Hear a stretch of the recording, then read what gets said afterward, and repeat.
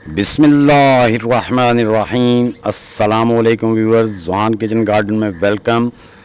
दोस्तों, kitchen garden के लिए बहुत सी चीज़ें हमारे आसपास मौजूद होती हैं, मगर उनके यूज़ का हमें इल्म ना होने की वजह से हम कचरा समझकर फेंक देते हैं। इसी तरह हम तरबूज़ के छिलकों को भी फेंक देते हैं।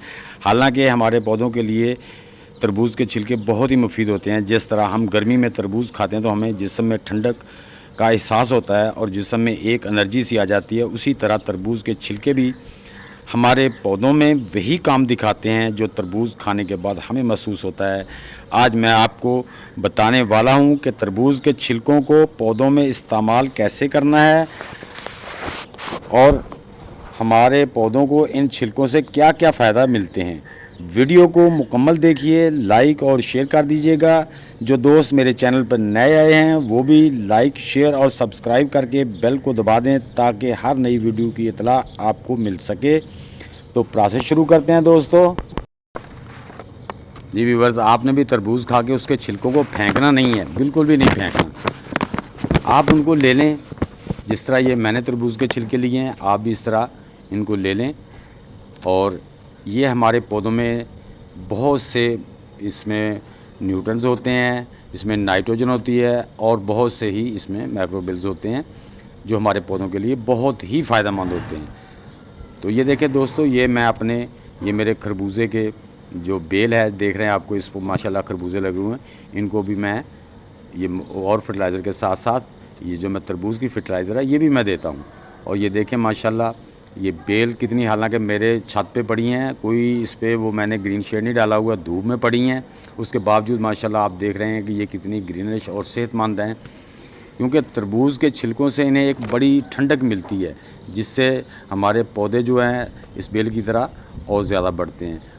और ये देखें माशाल्लाह, ये पौधे मैं आपको इसलिए ही दिखा रहा हूँ कि आपको यकीन भी हो जाए।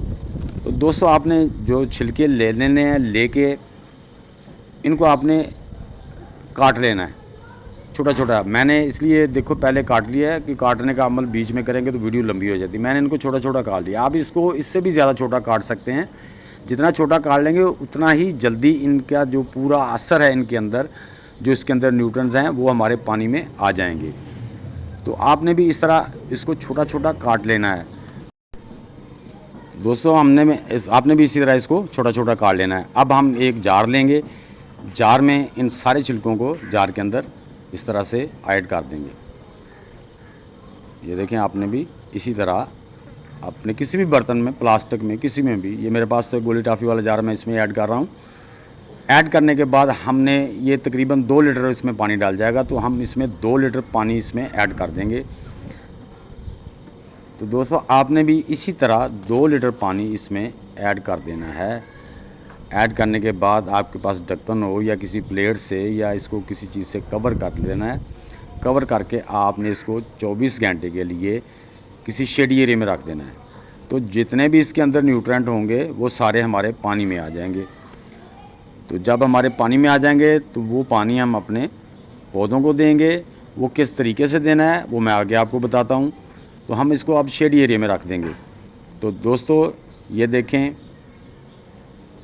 24 घंटे हो गए हैं।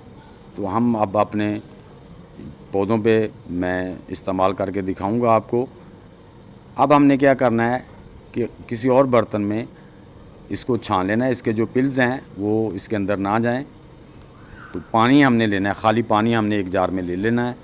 तो इस तरह हम इसमें किसी भी दूसरे बर्तन में हम इसका एक पॉट जो है ना, जो हमारे तरबूज के छिलके थे जो इनको हमने भिगो के रखा था, एक पॉट उसके पानी का हम जार में डाल लेंगे। और उसमें 2 पॉट यानी कि 2 हिस्से, एक हिस्सा आपने लेना है बनाना पिल्स के वाटर का और 2 हिस्से उसमें सादा पानी मिलाकर अपने पौधों पे यूज़ करें। ये देखें, ये मेरी मेलन की बेल है। तो माशाल्लाह ये देख लें आपको कितनी बड़ी है और ये पॉट में लगी है। इस पर कोई वो ग्रीन शेड नहीं है, धूप में पड़ी है और माशाल्लाह कैसे हरी भरी है।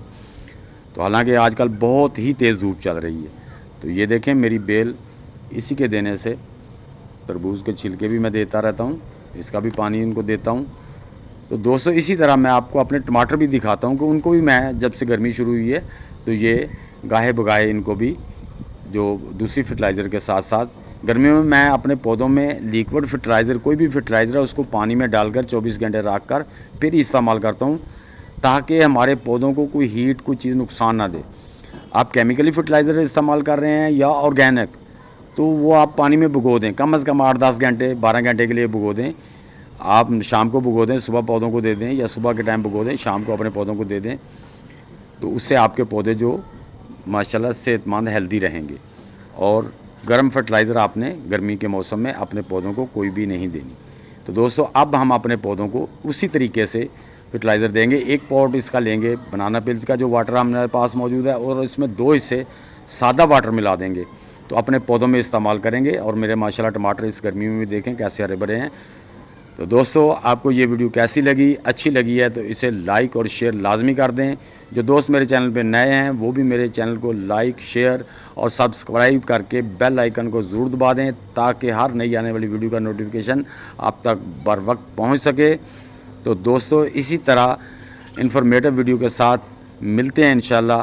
तो सब दोस्तों को अल्लाह हाफिज़। पाकिस्तान जिंदाबाद।